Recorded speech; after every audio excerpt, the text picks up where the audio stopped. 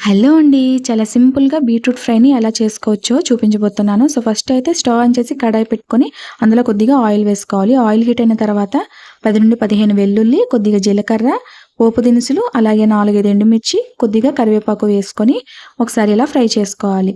వెల్లుల్లి వేయడం వల్ల ఫ్లేవర్ అనేది చాలా బావుంటుంది. వెల్లుల్లి కొద్దిగా కలర్ చేంజ్ అయిన తర్వాత మనం కట్ చేసి పెట్టుకున్న బీట్రూట్ పీసెస్‌ని ఇందులో వేసుకోవాలి. ఈ పీసెస్ అనేవి చాలా చిన్నగా ఉండాలండి. పెద్దగా ఉంటే సరిగా ఉడకదు. తర్వాత మీకు టేస్ట్‌కి సరిపడా సాల్ట్, కొద్దిగా పసుపు యాడ్ చేసుకొని ఒకసారి కలుపుకోవాలి. ఇలా కలుపుకున్న దాన్ని 10-15 నిమిషాల వరకు లో ఫ్లేమ్‌లో మూత పెట్టి కుక్ చేసుకోవాలి. ఈ 15 నిమిషాల మధ్య మధ్యలో మీరు కలుపుతూ ఉండాలండి. నేను ఇక్కడ వీడియోలో చూపించట్లేదు. 15 నిమిషాల తర్వాత మన బీట్రూట్ ఫ్రై అనేది రెడీ అయిపోయింది. వేడి వేడి అన్నంలోకి బీట్రూట్ ఫ్రై కలుపుకొని తింటే టేస్ట్ అనేది చాలా బావుంటుంది.